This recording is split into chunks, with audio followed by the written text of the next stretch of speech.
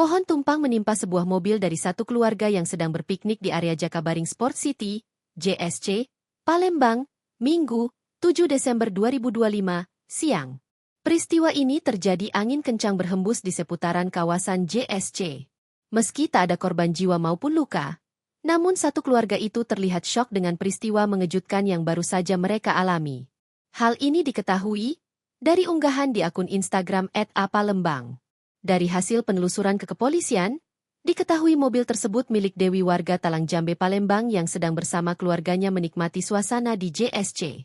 Beruntung, saat pohon tersebut tumbang, Dewi dan keluarganya tidak berada di dalam mobil. Akan tetapi kejadian itu menyebabkan syok serta kerusakan material yakni kaca depan mobilnya pecah 1000 dan atap yang ringsek parah.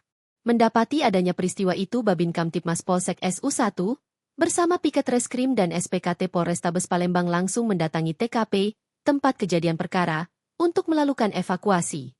Sementara, Kapolsek SU1, Palembang AKP Heri membenarkan adanya peristiwa pohon tumbang di JSC yang menimpa mobil pengunjung yang sedang berwisata di sana. Tidak ada korban jiwa dan luka-luka dalam peristiwa ini. Lanjut Heri, dari keterangan korban saat itu mobil tersebut dalam keadaan kosong dan terparkir.